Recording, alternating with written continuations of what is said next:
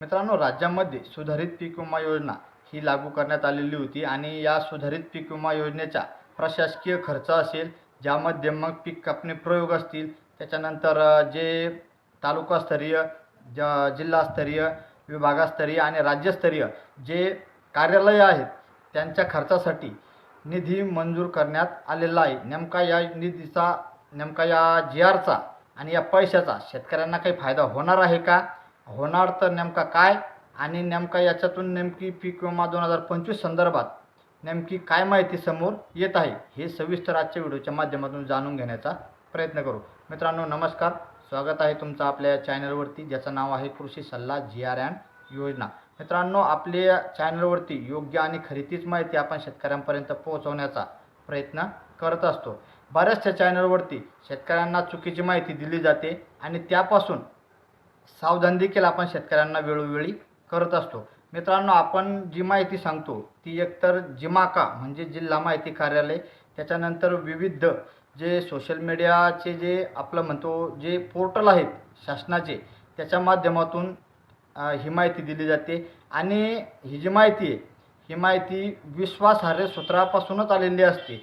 त्याच्यामुळं चॅनलला like, subscribe आणि शेअर नक्की करत चला. मित्रांनो, जो राज्य सरकारच्या माध्यमातून काल 19 डिसेंबर 2025 रोजी एक महत्त्वपूर्ण जी-आर काढण्यात आला आणि या जी-आर नुसार त्या कर्मचाऱ्यांना 31,46,32,00,000 रुपयाचा निधी हा देण्यात येणार आहे.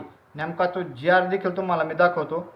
मित्रांनो, या जी-आरमध्ये सांगितल्याप्रमाणे जे राज्यातील जे तालुकास्तरीय असतील, जिल्हास्तरीय असतील, त्याच्यानंतर विभागस्तरीय आणि राज्यस्तरीय जे पीक विम्याचे जे कार्यालय आहेत, त्यांच्या प्रशासकीय खर्चासाठी हा निधी उपलब्ध करून दिला गेला आहे. मित्रांनो, हा निधी वितरित करण्याचा नेमका शेतकऱ्यांना काय फायदा होईल, तर याचा प्रत्यक्षामध्ये शेतकऱ्यांना कुठलाही फायदा नाही, पण यावरून आपल्याला नेमके राज्यामध्ये किती पीक कापणी प्रयोग झालेले हे मात्र क्लिअर होणार आहे. मित्रांनो, जे पीक कापणी प्रयोग आहेत, या म्हणजे पीक कापणी प्रयोगासाठी एका पीक कापणी प्रयोगासाठी 1,000 रुपये अशा पद्धतीने एका मंडळामध्ये दोन ठिकाणी पीक कापणी प्रयोग केले जातात.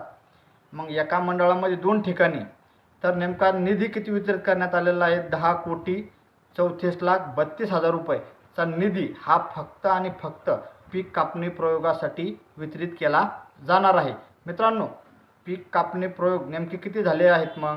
तर 10,34,32,00,000ला जर 1000नं भागितलं तुम्ही आणि त्याला परत जर का 2नं भागितलं तर जवळजवळ 51,716 ठिकाणी हे राज्यामध्ये पीक कापणी प्रयोग झालेले आहेत. आणि याच्यातून एक महत्त्वाची गोष्ट समोर आली ती म्हणजे की राज्यामध्ये आता हे जे पीक कापणी प्रयोग बाकी आहेत, त्याचा डाटा बाकी आहे, हे जे बोलल्या जात होतं आतापर्यंत, आता याच्यावरून असं स्पष्ट झालेलं आहे की राज्यातील पीक कापणी प्रयोग जे सोयाबीन असतील, जे खरीपाची पिकं असतील, त्या पिकांचे पूर्णपणे संपलेले आहेत. आणि आता फक्त आणि फक्त तो जो डाटा आहे तो राज्य सरकारकडं गेलेला आहे आणि आता त्या राज्य सरकार आणि कृषी आयुक्तालयाच्या माध्यमातून हा डाटा पीक विमा कंपन्याला सादर केला जाईल.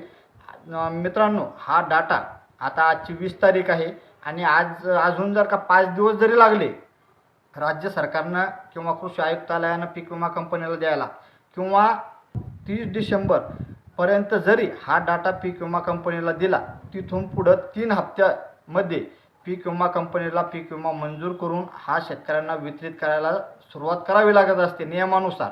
आणि जर यावर्षी जर का सगळं शेतकऱ्यांचे म्हणजे सगळं क्लिअर असताना जर पीक विमा कंपनीनं पीक विमा वाटप करण्याला दिरंगाई केली तर त्या पीक विमा कंपनीवर किंवा म्हणजे कारवाई देखील करण्यात येईल. आणि जर जितका वेळ पीक विमा कंपनी विमा वाटपाला करेल तितकं त्या पैशाचं व्याज हे शेतकऱ्याला वाटप करावं लागणार आहे. मित्रांनो, जर राज्य सरकारच्या माध्यमातून कृषी आयुक्तालयाच्या माध्यमातून जर का हा डाटा लवकर देण्यात आला तर मित्रांनो, यावर्षीचा खरीप हंगामाचा पीक विमा हा शेतकऱ्यांना लवकर मिळू शकतो. म्हणजे जानेवारीच्या शेवटच्या हप्त्यापासून देखील हा पीक विमा वितरित व्हायला सुरुवात होऊ शकते.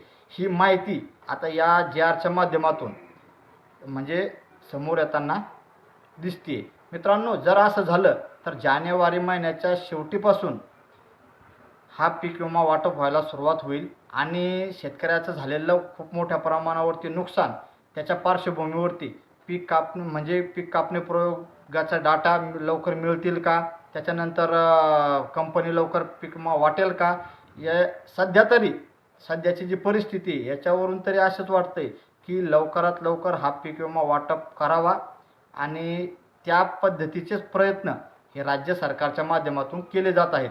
तर मित्रांनो, ही होती एक छोटीशी माहिती. तुम्हाला कशी वाटली नक्की कॉमेंटमध्ये सांगा. चला भेटू अशाच नवीन माहितीसह पुढील व्हिडिओमध्ये. तोपर्यंत जय हिंद, जय महाराष्ट्र.